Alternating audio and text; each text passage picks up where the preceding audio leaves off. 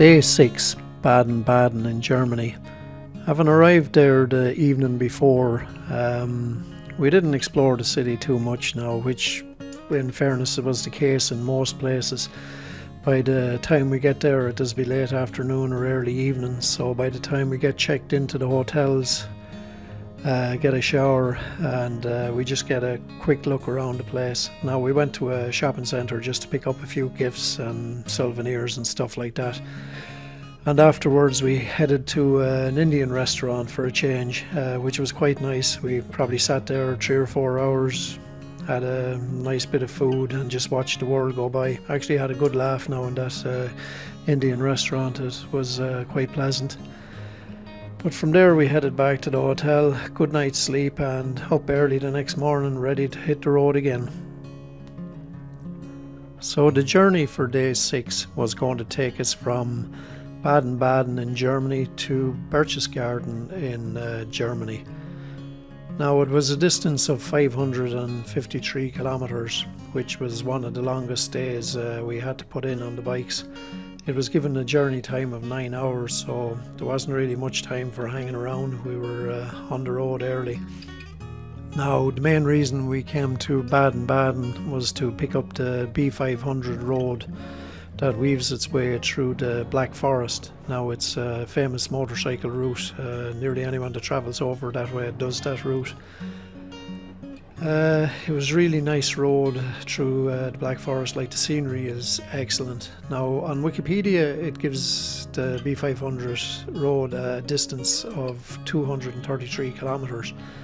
Now, maybe it is from start to finish, but what we found was the best part of it was about 65 kilometres or 40 miles, and when you get to the end of that you kind of turn back onto normal roads again. So we were expecting to be on it a lot longer, but that actually wasn't the case.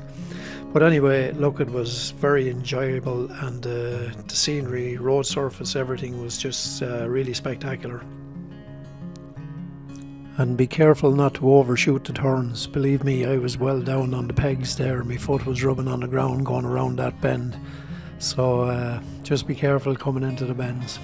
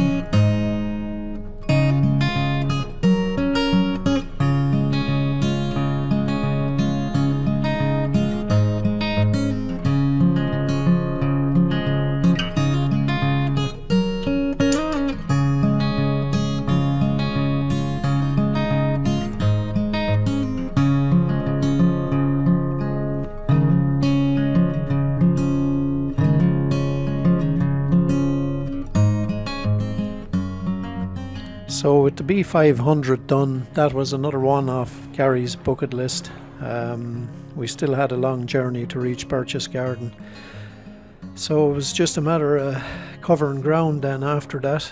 We stopped at lunchtime and just got a quick kebab. Now, if you like kebabs, the kebabs in Germany are excellent. They're really nice. But to be honest, the further down we went in Germany, like in Bavaria, the scenery down there is absolutely spectacular, and some of the roads, to be honest, I found were every bit as good as the B500. So definitely it'll be a trip I'll probably do again and return to that area. It's really, really spectacular, and the roads are excellent as well. So after a long day in the saddle, we finally made it to Berchtesgaden. Now, Berchtesgaden is absolutely beautiful.